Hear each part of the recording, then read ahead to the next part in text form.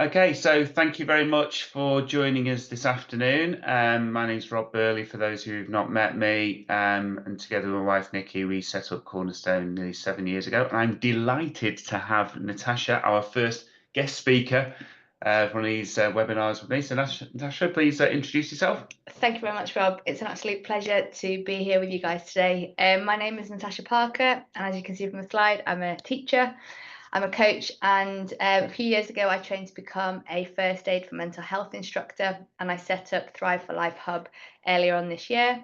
I've seen firsthand in schools and supporting my friends and family with their mental health challenges, how difficult it can be to be able to come alongside somebody who's really, really struggling with their emotions and their feelings. That's why I trained to become an instructor myself, and I deliver courses from awareness, first aid for adults, first aid for youth. So it's really, really great to be able to be with you all today. So thank you very much for having me, Rob. Fantastic, thank you. So just a quick reminder, as we do in all our webinars, this is the sort of things we can help you and your organisation with at Cornerstone Resources. The QR code is there in the top corner if you want to check out more on our website. Okay, so without further ado, this is a packed session. Natasha and I ran a face-to-face course where we each had a slot that was an hour long. We have chopped some of it out to give you the essentials, but this is very much a flavour for what is a massive and increasingly important topic. What we have done is we've put some additional slides at the end, which we won't go through today, just for the interest of time. However, we will send the slides round to everyone so that you have some more useful information should you need it. So, okay. I will click over to you, Natasha. Thank you very much. So we're just going to have a look at some mental health statistics and quite how significant the impact can be in our workplace and in our families and our friends. So currently, over 1 in 4 people in the UK will experience a mental health disorder, and that's from charity Mind. And the World Health Organization says that globally, 12 billion working days are lost every year due to depression and anxiety. So that doesn't even take into account any of the other mental health conditions that people can struggle with. $1 trillion per year is lost, mainly from reduced productivity. So that's people not being able to bring their 100% full, all guns blazing selves to work. So you can probably imagine, sometimes we're just a little bit tired, and that can affect our productivity, let alone if we're really struggling with our emotions and our feelings. And in the UK, so in England, from the government website, we can see that £105 billion is lost per year just in England. So these are quite staggering statistics. And I know Rob's got a few more for us a little bit later on in the session. So let's have a look and see then, what are we talking about today? Now, we all have mental health, just as we have physical health, and it's all to do with how we think, how we act, and how we feel.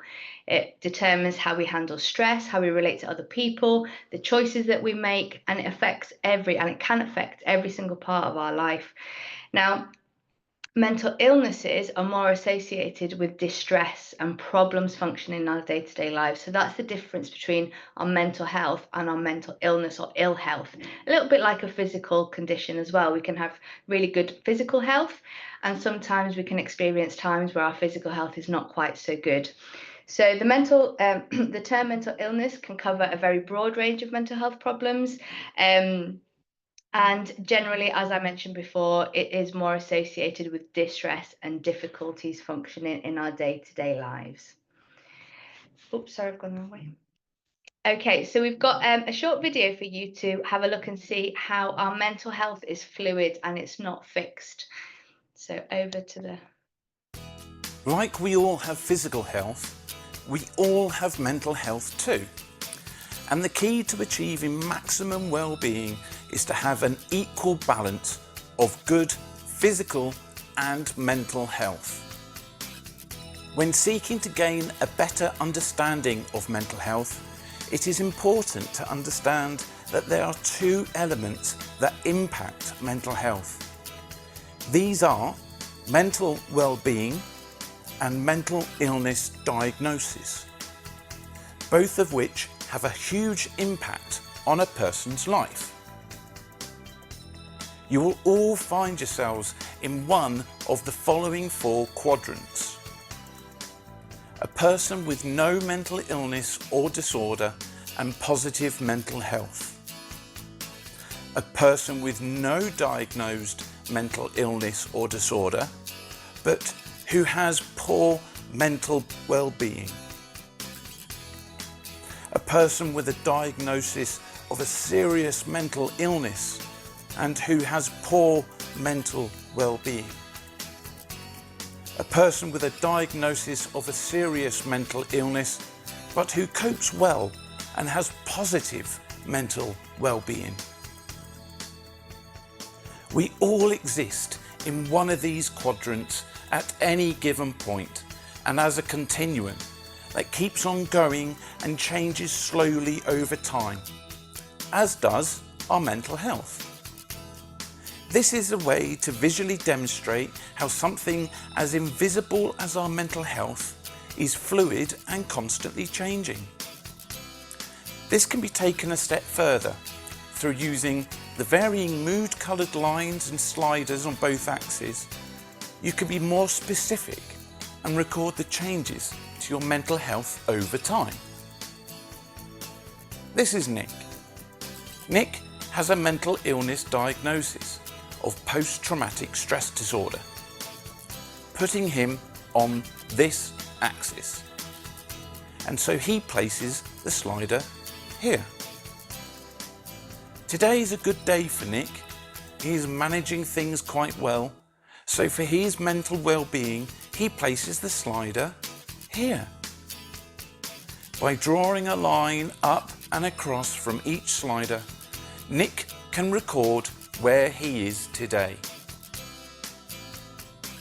The next day, however, Nick wakes to find his demons of darkness have returned. He withdraws from everyone, binge eats, self-medicates and doesn't sleep. He still has a mental illness diagnosis, though he feels it is worse, so moves the slider here. And his mental well-being has worsened, so moves it here. Nick draws the lines and records the date again. The important message to take away is our mental health is fluid and forever changing. When someone has a mental illness diagnosis or poor mental well-being, this does not mean they are unable to work or ever will again. With early recognition, interventions, treatments and support, an individual can learn to better manage symptoms and work on their overall well-being, making it less debilitating. It's essential for employers and managers to understand, as it is for the individuals themselves. There is always hope.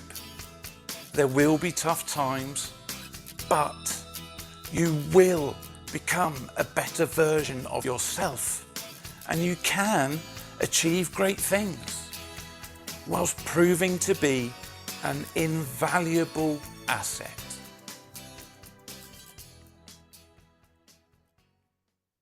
For more info. So as you can see from that video, with the right support, with the right recognition, we can really support those in our workplace that may be struggling with their mental health, whether they have an official diagnosis or not. And even if you don't have an official diagnosis and you're finding that you're struggling with your feelings and your emotions, it can go in waves. So looking after our well-being is so important. So the best way to be able to support those around us is firstly looking to build and kind of develop strong relationships, because that will allow us to see changes in their behaviors, changes in their appearances, and these can be warning signs for potential mental health challenges. So I'm just going to share a few with you just to kind of make you more aware of these. So losing interest in activities that they previously enjoyed, Underperforming at work with no apparent explanation, that could be a cause. Increased levels of anxiety, feeling exhausted and restless. And just because someone is feeling exhausted and restless, it doesn't mean to say that they have a mental health condition. You know, probably at this time of the year, we're all feeling a little bit exhausted and a little bit restless, but it's just something to be mindful of. Changes in perception is quite a significant one, and it could be potentially a sign of a very serious mental health condition like psychosis, for example.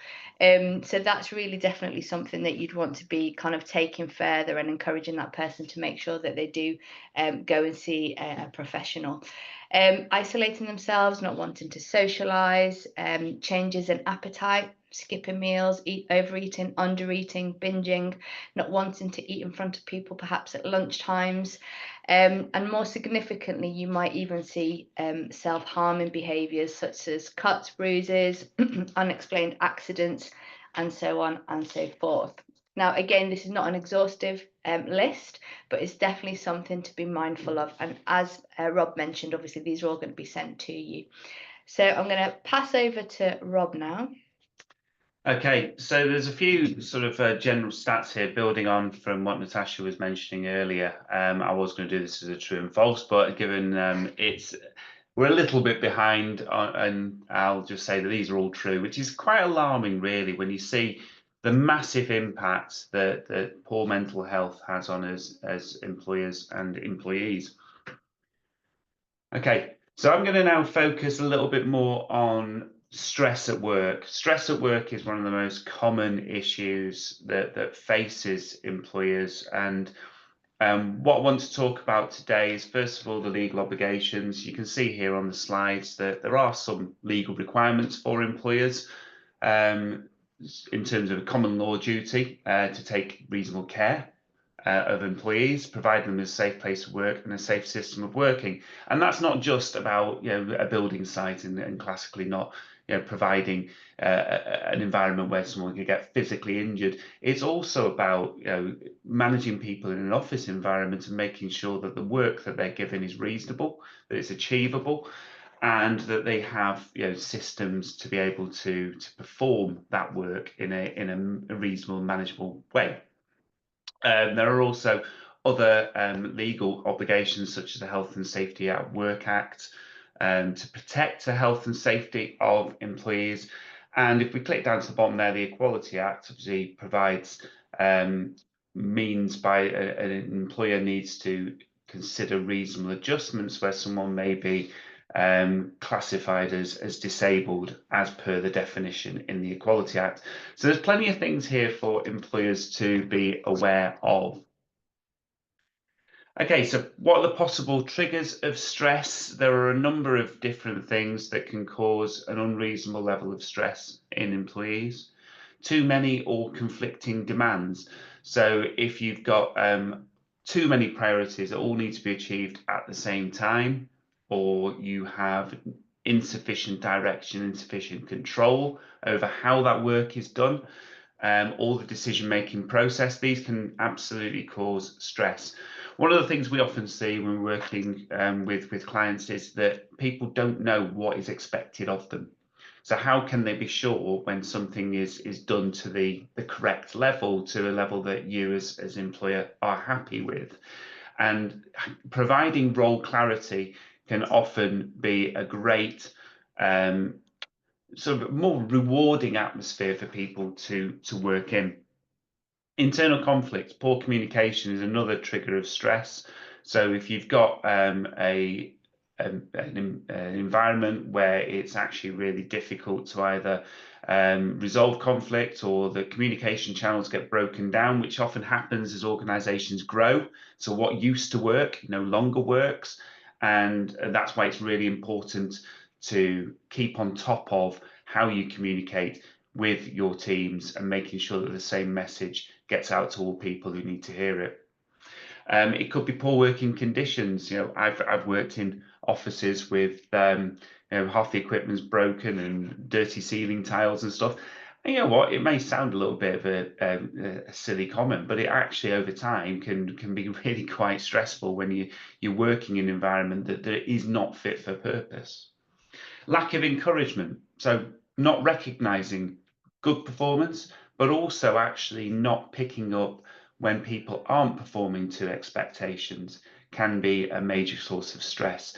So again, going back to that first point about too many or conflicting demands, if you don't know if you're not doing the right thing, and you're constantly then getting picked up on small errors, then that can be an absolute cause of stress. And then organizational change, redundancies, restructures clearly are a normal part of working life and can cause significant stress. Now, I talk about stress as if it's all a bad thing. Well, it's not. We all have a certain level of stress, and this graph shows how a certain level of stress, of stretch in your role, can actually be a positive thing. So that is the difference between being too quiet on the left of this and actually being bored, and having far too much, where you actually see that the level of performance actually drops off a cliff when you've hit crisis, and actually now you can no longer perform because there's just far too much expected of you. So there is an optimum level here where it can actually be a real driver for performance and for organizational efficiency. So not all stress is bad. However, in this next slide, we can talk about how it can flip over into burnout. So if we look at stress on the left-hand side, the health and safety executive describes stress as the adverse reaction people have to excessive pressure or other types of demand placed upon them. And again, as I just mentioned, a certain level of pressure is desirable. It can motivate, it can boost energy and productivity levels, but it can tip over. So if you're constantly, going back to this particular graph again, if you're constantly over the right-hand side at maximum level of pressure, then it can lead into burnout. Now, burnout is a term used to describe a collection of experiences caused by long-term unmanageable stress at work. And that can lead to people becoming exhausted, demotivated, and you can start to see that people withdraw from their jobs or become negative and may be disruptive in the workplace. But it could also lead you into a position where you're feeling a little bit paranoid about whether you are actually achieving enough. So it starts physical, it may well start mental, it can turn into physical health or vice versa.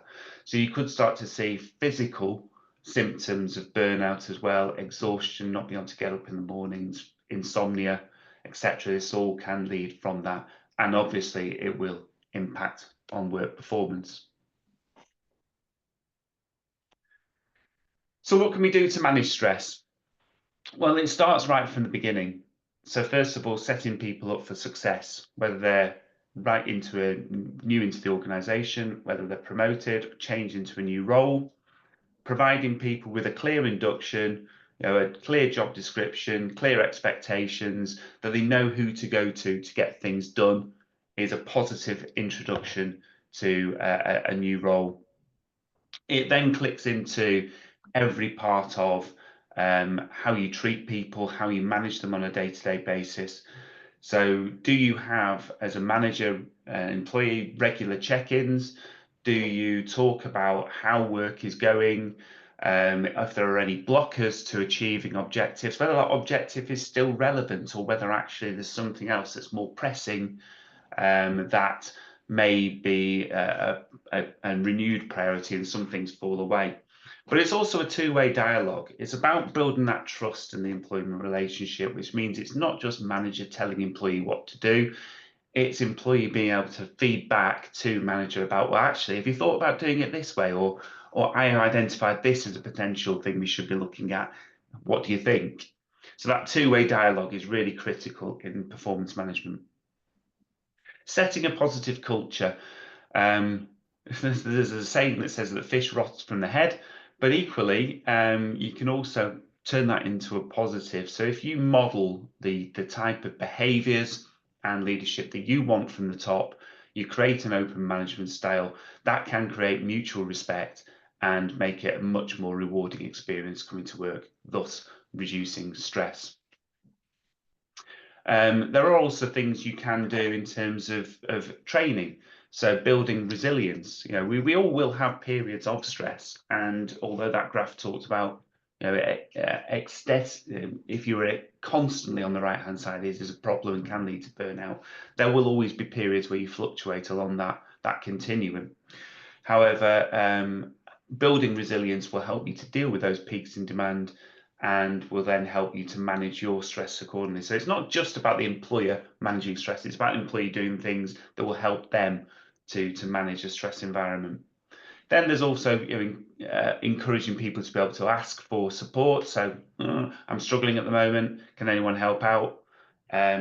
It's a good, I guess, it demonstrates you're in a good working environment if you are able to put your hand up and say, I'm struggling a bit now, can someone give me a lift? And flexible working, the last point in here. COVID probably accelerated flexible working about 10 years for many industries, in that offices that were, people who were required to work in an office 5 days a week have been allowed to work on at home or on a hybrid basis since. And although you see some of the high profile stories of people like Google and Amazon, ironically, the tech companies, asking people to return to the office, a large percentage of UK employers have maintained that hybrid working strategy, which enables you to manage life admin on outside of being in the office. So if you've got deliveries or you've got appointments, you can flex but still deliver your work at the same time. Okay, so how can we improve employee wellbeing? Well, I've just given you some tips. It's also good to think about wider than just stress, but also think about, well, how can we improve things like physical, emotional, financial well-being on top of that? And holistic well-being policies will take care of all three. So what do we mean by that? Well, physical well-being, especially at this time of year. Now, we have some members of our team who really don't like the dark. So what can we do about that? Well, we encourage people to get out at lunchtime. So if you're arriving at work in the dark, you're going home in the dark, there's a period of time in the day where hopefully, although you can't guarantee in England it's not going to tip it down all day, can you get out and start to get some vitamin D? Taking regular breaks. Do you step away from the laptop to have lunch? Do you have an opportunity to go and get a coffee and take 10 minutes out? Can you drink plenty of water in the workplace, eating a balanced diet? All these things help. And there was a survey here by Harvard Business Journal in 2023, and it talked about pausing work rather than pushing through may well help to give you better physical well-being. And although I am definitely presenting this to myself, as I'm not always the best at stepping away from the laptop, one thing we did when we moved into our current offices is have a specific breakout area with a table that people can go and take a break, and I think that's a positive thing. Financial well-being. Not always one that's thought about in the employment context, but actually is really quite critical. We can't compartmentalize our lives. So lots of people have, in cost of living crisis over the last couple of years, have struggled financially. And we as employers can do things to think about how we can help people to manage their own financial well-being. So things like, sickness entitlement. If you're just paying statutory sick pay, subject to finances, can you afford to give people a period of time at full pay so that they don't have unexpected blips in their income? Are there things that you could think about in terms of providing financial benefits? Now, some of our customers offer insurances so that if there is a period of time where they're away from work for illness or an injury, that there's part of their salaries will be covered over the longer term. Do you encourage pension contributions? So if you're thinking long-term saving strategies, there are things that we can do. Even if it's not about paying for a financial consultant to come in, you can signpost people to your pension provider's website, where there often be tools and calculators that will help people to save for the long term. And you can also signpost people to external agencies that can help on debt and mental health. So things like CAP provide some excellent support if you find yourself in a difficult situation where you don't know how you can get yourself out of debt. There are people who can help you to budget, to plan, and potentially to be able to renegotiate some of that debt. So best thing to do is not bury your head in the sand, or if you see an employee doing that, to encourage them to tackle the issue rather than ignore it, because that will have a consequent impact on stress and mental health if it's ignored for a period of time. There are also things like very low cost elements, things like health cash plans. So a health cash plan is designed to give you money back on day-to-day medical expenses, things like prescriptions or dental cost of going to a dentist, or optician appointments, etc. So for a low premium, which may be as little as something like £7 per person per month, you can provide a benefit that employees can get real value from. So if they know they're going to have medical needs in that year, they don't have to worry about how they're going to pay for it, but they can actually just top up their cash plan membership to a higher level from their own cost, and therefore they will actually be financially better off. So there are things we can do, and obviously if some of these are of interest and you want to explore them in more detail, please reach out to your consultant and we'll be able to start talking you through what those options could look like. Brilliant. Thank you, Rob. So as Rob said, I think taking a holistic approach to the well-being of your employees is absolutely key. And it doesn't just fall to the employer. As Rob said, the employee can do something about it themselves. So what we're going to look at the moment is, let's assume you've spotted some of those signs and symptoms that someone in your team seems to be struggling a little bit. We're going to have a look and see how you can start a conversation with this person, because often this is how I kind of found myself in a situation where I wanted to help, but I didn't know what to say. So the courses that I do deliver are about empowering people to be able to have the skills to know what to say in those situations. So these are just some little tips that I think you might find quite helpful. So the first thing you want to do is you want to think and plan what you're going to be talking about before you start the conversation. Think about where you're going to have the conversation. Think about, is the middle of the office somewhere appropriate? Probably not. Have you got time for this person to have this conversation? Try and plan it in. Also think about, when are you going to ask them to have the conversation? So maybe first thing in the morning, just as they're about to start their day at work, might stress them out even more, or before they go home at night. I often come in your room on a Wednesday anyway, because Hazel. Before they go home at night, that might also get them worried. Why has my manager asked me to come in to have this chat? So just be mindful about that person and when might be a good time to talk to them.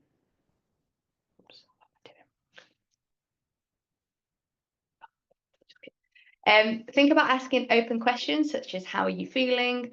How long has this been going on for? Is there anybody that you've spoken to outside of work? Because we do want to encourage people to bring, to be able to bring their whole self to work. When I started teaching 10, 15, 20 years ago, it was very much, you come in, you leave your life at the school gate outside, you come in and you teach, and then you go home. And thankfully that's not the case anymore.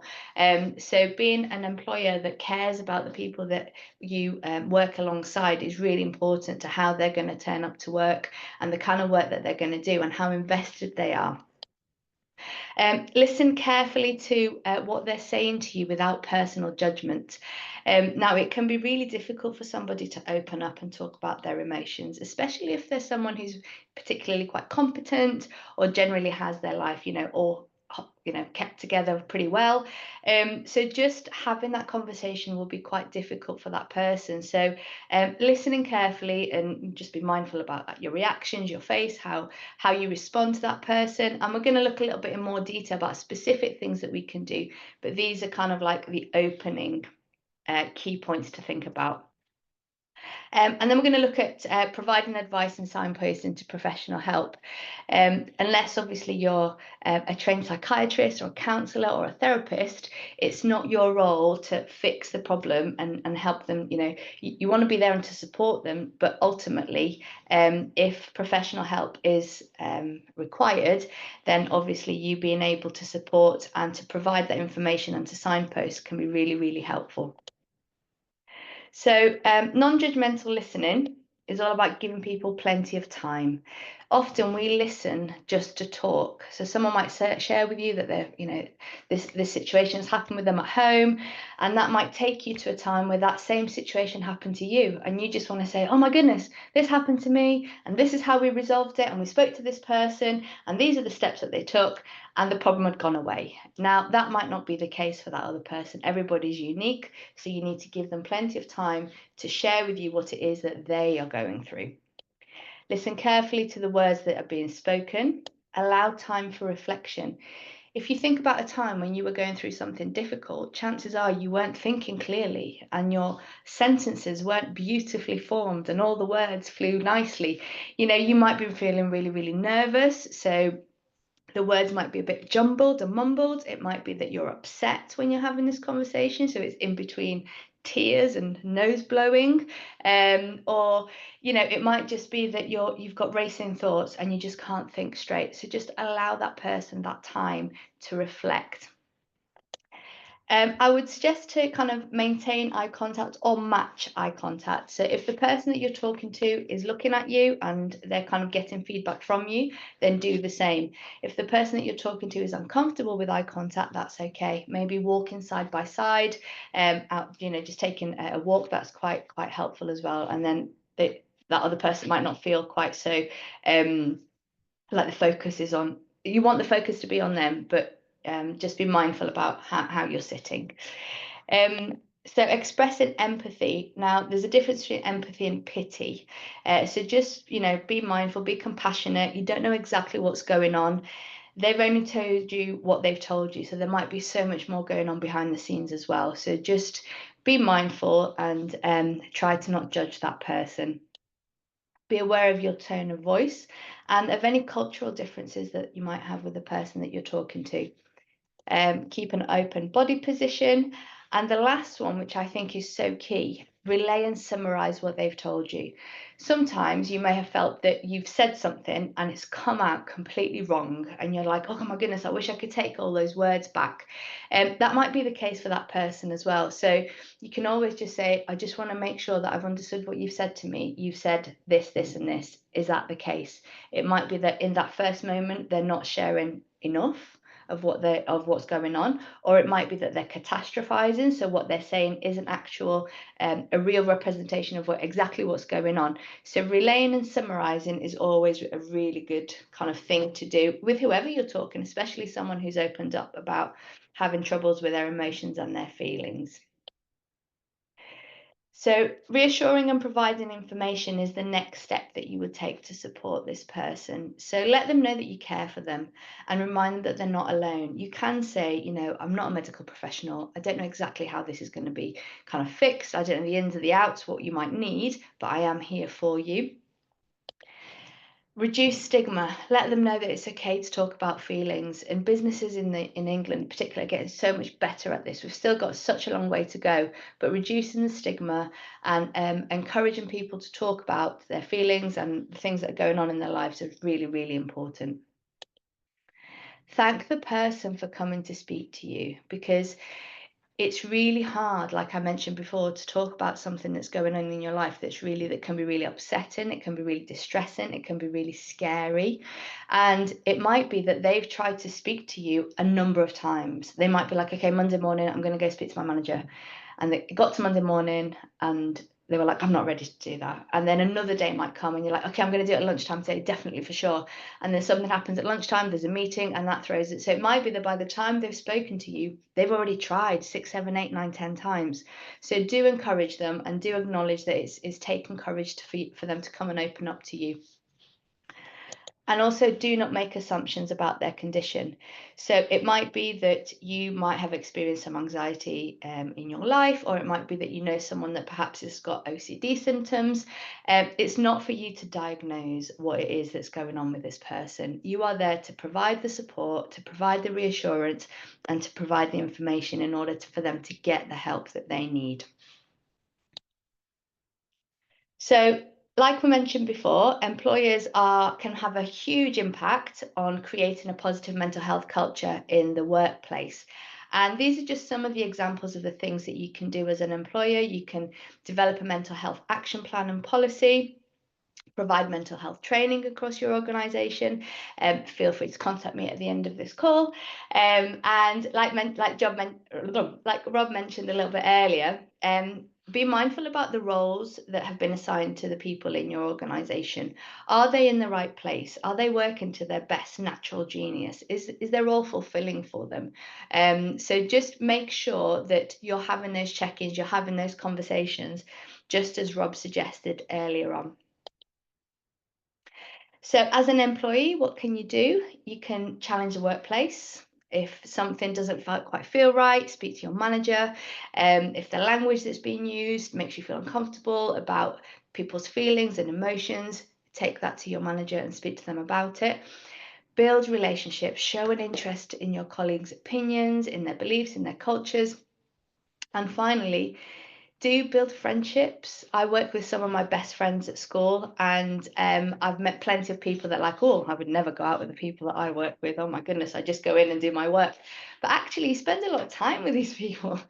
So it can make a huge difference to how you're feeling if you know that when you're going to work, you're going to be surrounded by people that have your best intentions at heart, not only for the work that you're doing, but for you as a person as well.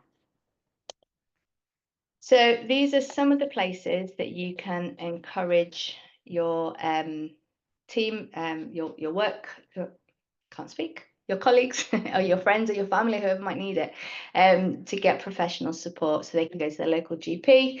There are trained therapists and counsellors, lots and lots of charity organisations, and certified peer support specialists. We've got a slide here, if it goes more serious than that, there's a slide. We might actually have time to click on we might do. because we're doing pretty well for time, where there's further support if you need an intervention. Yes, definitely. Oops, wrong way. You'd think I'd never used a mouse, wouldn't you? Okay, so here we go. So these are some of the positives of creating a positive mental health culture. So increase awareness of mental health. Like, you know, for so many years, our physical health, we've got so much better, haven't we, at educating ourselves and supporting others with our physical health. And we want to be able to do the same with our mental health. Employees are more likely to talk about what's going on in their lives. You're going to get improved productivity, teamwork, and the morale is going to be better. You are going to attract new job talent, which is brilliant. Being known as a company that looks after their staff is really, really important. And especially in the day and age that we live in now, where we've got so many stresses going on inside and outside of work. Your reputation is going to be enhanced, like I mentioned before. If you're known to take care of your staff well, you're going to have less people being off poorly and staff turnover. And this will make a difference as well to your business costs, and hopefully you have less absence. Right. And yeah, so thank you very much. Over Fantastic. To Rob. So really all it's left for me to do is to summarise today. We'll then stop the recording and give you an opportunity to ask any questions that you might have. So what we want you to take away from this is it is possible for employers to be able to create a positive mental health culture by taking time to think about some of the things that we have talked about today, and if necessary, exploring them in more detail. You can make a real difference. From an HR perspective, absolutely, I think it's key that care really is taken when you're designing roles and responsibilities and ways of working. You know, sometimes stress comes from either tasks disappearing between two roles. So there's a lack of an overlap, so that it just basically disappears and neither person takes responsibility. or they can. I've worked in organisations where roles are too close to each other, and actually just treading each other's toes, and nobody quite knows who should be doing what. So either way is bad. So take time to design those roles and get input if required. Communication and recognition is absolutely key. It's really important that people understand not only things that are relevant directly to their role, but what's going on in the wider organisation. Particularly if people don't all work in the same site, it's great that they get a flavour of what's going on in the wider organisation. And recognising good performance in the moment, but also tackling areas of concern consistently and in a constructive manner, so that it is about, this went wrong, how can we do it better in the future, is absolutely key to helping with mental health. So please do not be afraid to talk to employees about mental health. You don't have to do it alone. You're not expected to be a professional, and there will be times where you need to get further support from professionals, and they are available. And we will click in very quickly, as I mentioned, to a slide before we go to the questions. So who can you contact for further help? Natasha, do you want to? Yep. So it will obviously depend on the situation, but the Samaritans are fantastic for providing advice. That can be the person who's struggling themselves can contact them, or as a line manager or a friend, you can contact the Samaritans, explain the situation. All their callers are a certified counsellor, so they're really, really good. Trusted friend or family member, that will depend on the situation, obviously, and who you're talking to. The crisis line is available for those that are already receiving some help for their mental health professionally, so they'll already be in the NHS system. And there's also NHS 111 for non-life-threatening emergencies. Now, this is not a massive crisis situation. This is if someone's struggling in the workplace, they might be having panic attacks, or you might have noticed that there's changes in their behavior and you want to get some more advice. In more severe situations, then all the way through. If somebody is experiencing serious suicidal thoughts and feelings, thoughts about harming themselves or somebody else, they've already hurt or harmed themselves, or they are experiencing symptoms of an underlying medical condition, then that is classed as a mental health emergency, and it needs to be taken as serious as a medical emergency. So you would call 999 or go directly to A&E if they are. So this is taken directly from the first aid course. So that's what you'd be advised to do. Fantastic. Thanks, Natasha. Okay, so thank you once again for your time today and for attending. And again, apologies for some of the tech issues before. I'm now going to stop the recording. So if anyone has any questions, you can pop them in the chat once the American voice has sounded.